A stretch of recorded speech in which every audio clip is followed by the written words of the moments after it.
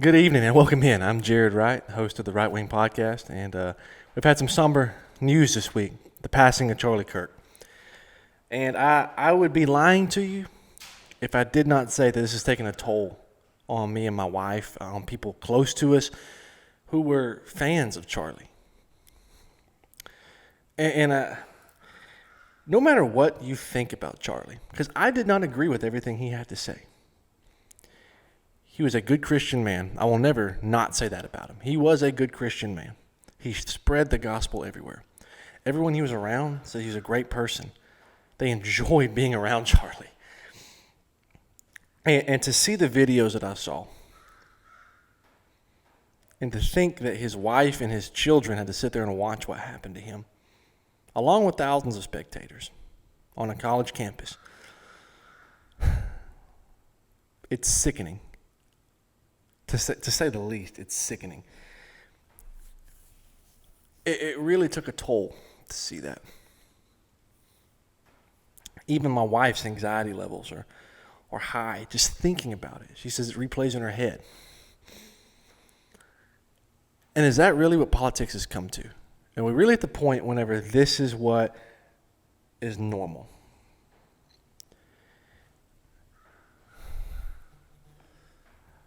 Charlie did not deserve to be taken out. I don't care what you say. I don't care who you are.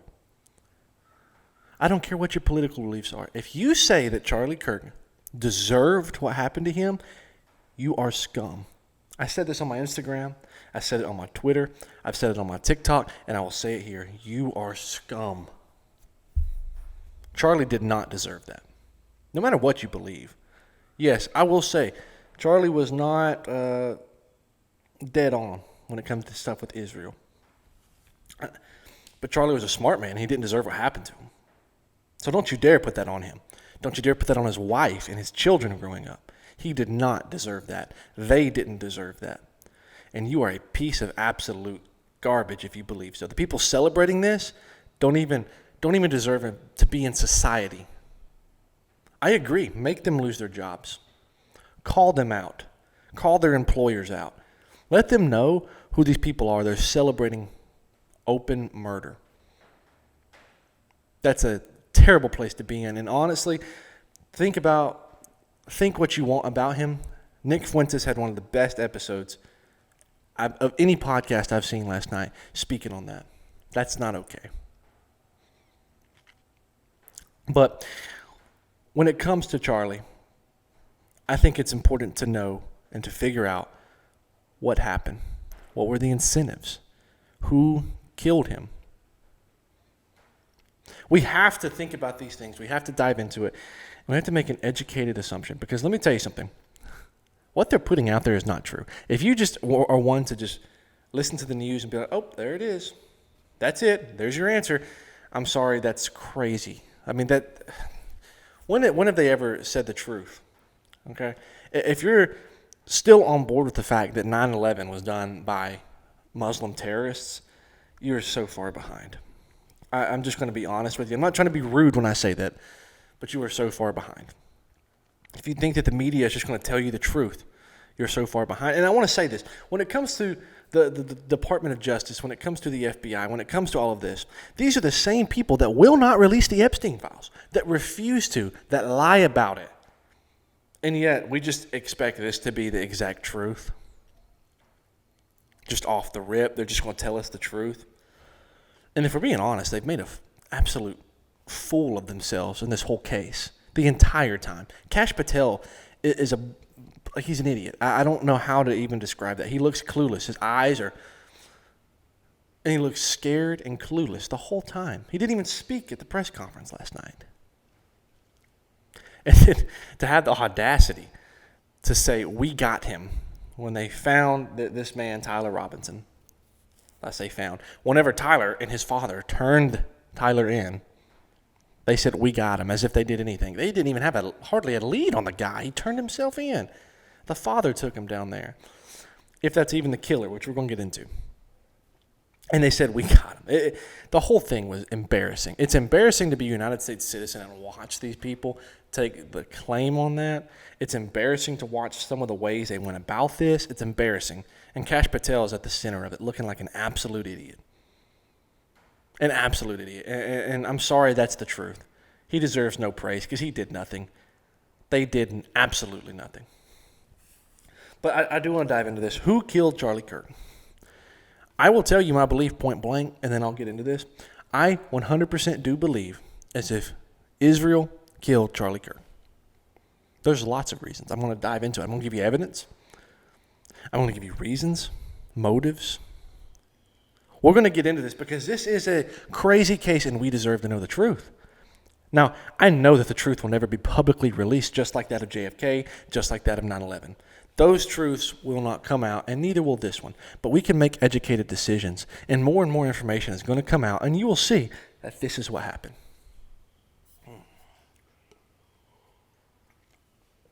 To start this breakdown, I want to speak on the shooter himself, Tyler Robinson. What do we know about him? Well, he's this random 22-year-old kid. His name's Tyler Robinson. Came from a pretty normal family. Seemed to be conservative. His dad was a minister, is what I've read. Supposedly it was a Mormon church, whatever. I'm not going to get into the religious side of that. But you see videos of this kid walking with a limp towards the campus, supposedly this kid.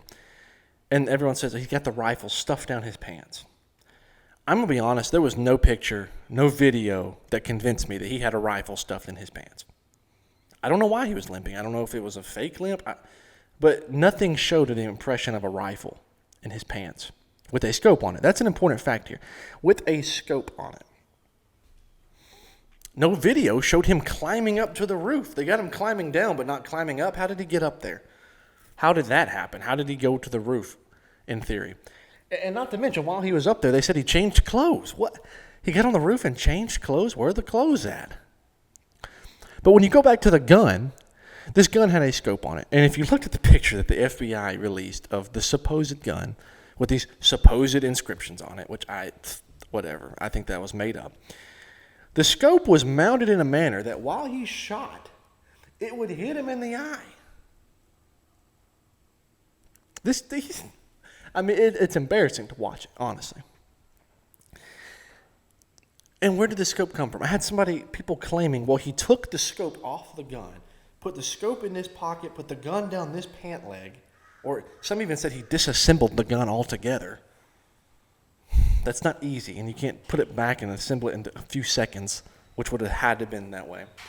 But they said that he took everything out, put the scope on the gun, screwed it on, and then lined up and shot. And y'all think that was accurate? Have you ever taken a scope off of a gun and put it back on and tried to shoot something? The sights are completely lost, let alone from 140 yards. I don't think you could hit a 50-yard shot with the gun that had that done to it that accurately, let alone 140 yards, 145, whatever it was. So no, the scope did not come off. I don't know when it was disassembled. And even besides that, he comes off the roof with no gun in his hand. There is not a gun. I've zoomed in. I've looked at that video. There's not a gun there with him as he comes off that roof.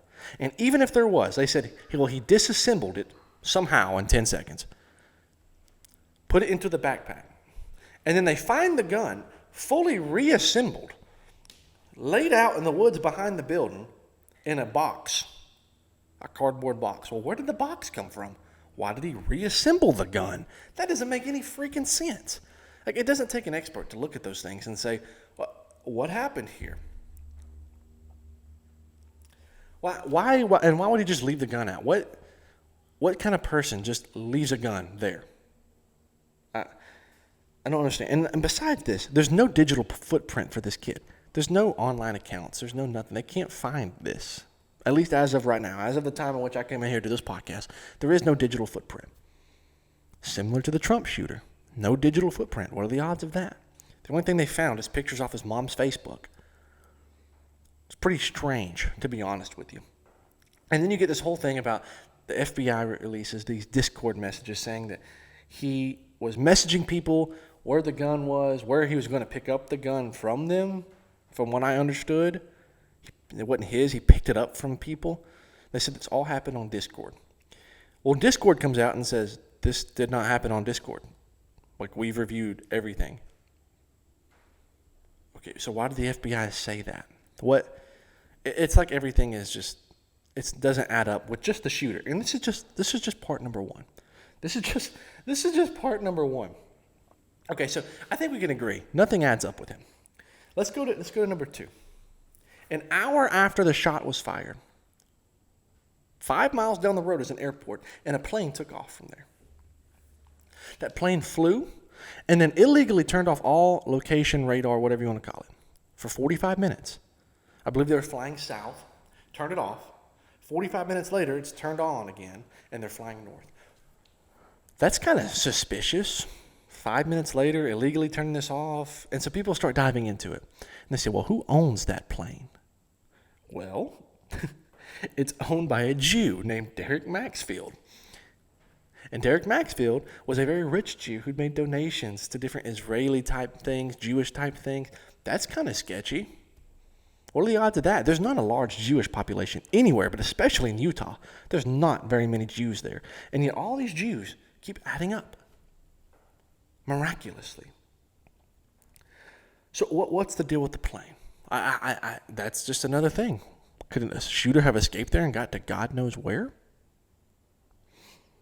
Okay, so let's go into number three, because number three gets really interesting. I want to talk about the man that was on the ground that claimed that he was the shooter. Gets arrested, taken in. They say, oh, this wasn't the shooter. He's old man. He's squirming, saying, shoot me, shoot me. Did you watch the video? Yeah. They immediately said, this is the shooter. We got him. Again, the FBI made a fool of themselves with this. All of the police officers, everybody involved. And they release him. Well, who was this guy? This is my favorite one. This guy's name was George Zinn. Guess what? He's a Jew. Another one. And this is the best part. This is the absolute best part. Not only did he get arrested years ago for bomb threats, he was watching the 9/11 events happen on September 11th, 2001, and was on video saying that this was Muslims, this was Islamic terrorists, this Jew. What are the odds of that? It was 1 in 2 billion that this random guy is at all these events doing all of this. So another thing that happened, the Jews put on, he was there as an eyewitness, going on videos saying that it was Islamic terrorists, George Zinn. And here he is, the one taking the thing. This was an obvious decoy, so that he would take all of the attention, whoever it was, whether it was what's-his-face or not, that he would get away. Is that not a weird coincidence? Like, this is not a coincidence because it's all planned, and people found it. Here's another one. TMZ News cheered at the news of Charlie Kirk's death. Guess who runs TMZ? The Jews. Is it not getting kind of weird? Let's talk about Netanyahu a little bit. Israel was the first people to report that Charlie Kirk had died. Bibi was one of the first people to report that he'd been shot. Is that not kind of suspicious? How did he get that news? How did the Jerusalem Times get the news of his death before anybody else? Is that not kind of weird? Why across the world? Not Trump, not his wife, not news networks. The Jews in Israel, the leader of Israel. And Netanyahu, this entire past 3 days, has been going crazy, trying to tweet and trying to, it wasn't us, it wasn't us. It was Islamic terrorists. When have you heard of that on 9/11? The exact same thing, the exact same play from the exact same playbook. It was Islamic terrorists. Really now? Well, the FBI is claiming it was this random white kid who grew up in a conservative home. Which, by the way, reports are showing that he got radicalized in the past few months. Who knows? Who knows? Tyler Robinson there. But is that not odd? And here's another thing about Israel and the IDF agents. They tend to aim for the neck. It's documented that they aim for the neck. It's like a game to them a lot of times. Charlie was shot in the jugular. That's not a miss. He had a bulletproof vest on. They knew that. They shot for the neck. And they hit. And that's not an easy shot. I'm sorry. Whenever you're propped up there, this was a professional, because do you know how far 140 yards is? That's not just an easy shot for just anybody. Yes, you can train and hit that, and it's not like crazy hard. But I think about deer hunting, and whenever I see a buck that I'm about to take, the adrenaline starts pumping. You start shaking. You start really getting into it. And I imagine that if this person on that roof was an amateur about to take their first life ever, do you not think that there would be some sort of adrenaline rush or nervousness or shakiness to them? Especially with this gun that they just magically put the scope back on and it was sighted in. That's not just an everyday shot straight to the jugular. That's not. I'm sorry, everybody's trying to say, oh, it doesn't take a professional. I think that you're just trying to humble brag about your own shooting skills and hunting skills. That's an impressive shot. From the elevation he was at, down, through the crowd, through the nervousness, after he just climbed on top of the building somehow, he's probably out of breath. Yes, that takes quite a shot. So all of that doesn't add up. And then you start to see things like Kash Patel fired the FBI director in Salt Lake City, Utah this past week, who was apparently a pretty well-known, honored FBI director. People liked him. And Kash fired him this week. And then guess what happens in Utah? That's kind of weird. That doesn't add up quite right. Do you know Kash Patel's girlfriend is probably a honeypot from Israel? That's pretty well rumored at this point. And what was Charlie saying? What was happening with Charlie in the weeks before this happened?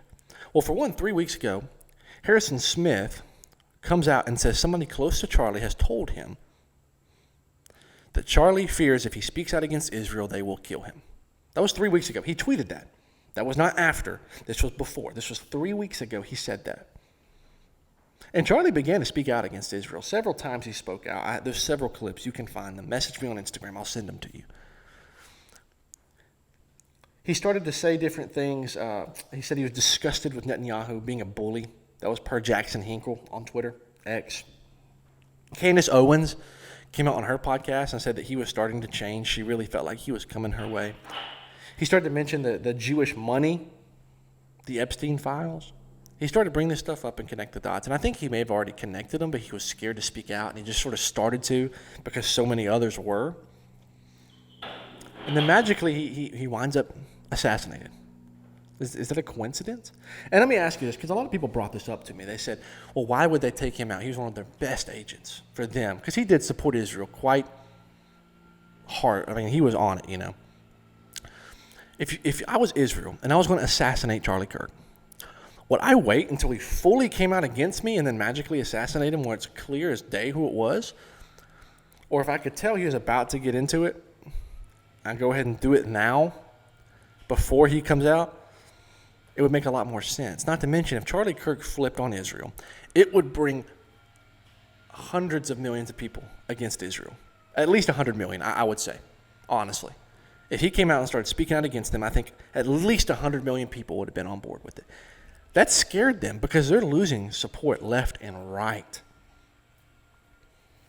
The majority of the nation can't stand them. So I think that they're trying to get rid of this quickly, right? Some other things that were pretty weird. The final interview with Ben Shapiro the day before he died, he says, is the media truly being honest about what's going on with Israel? He said, if they've lied about all this other stuff, can we be sure that the media is even honest? And guess what Ben Shapiro does? His eyebrows go. He snarled almost like in disgust. A lot of people were joking. That's the moment that it was decided that Charlie was no more. Yes, he said that to Ben Shapiro. No, I don't like Ben Shapiro. So, and then after his death, if I'm not mistaken, this was like the first public address that Ben Shapiro gives. He says, don't worry, Charlie. I'm going to step in and I'll take over Turning Point USA for you. I'm going to go to these colleges. I'm going to speak to them. We don't want you there, Ben. Why would he say this? For one, because now he can really bring some Jewish ideology in there. He's a Jew. He loves Israel more than anybody. Notice how he didn't like Trump at all. He was a never Trumper up until Trump was bought out by the Jews and by Israel. Big surprise. And plus, with this being Israel that killed Charlie, guess who's not scared of being killed by Israel? Ben Shapiro. That's like their number one guy. He is part of them. He is a Jew. Charlie was a Christian. This is a Jew. I hate to mention it to you, Jews don't like Christians. If you haven't figured that one out yet, go back and watch some other podcast episodes of mine. They don't like you. They will spit on you if you go there and you show them a cross. They think Jesus is burning in hell and human crap. They don't like Christians. They tolerate them. They use them, and us, I should say, but they don't use me, but they use Christians, but they don't like them. So the second that Charlie steps out of line, they say, we're going to get done with this. Not to mention, these other people that are paid off by Israel, do you not think this sets a precedent for them? Oh, shoot, I better not speak out now. My God, the second he started doing it, because he's taking a lot of money. I think it was $40 billion from Israeli donors.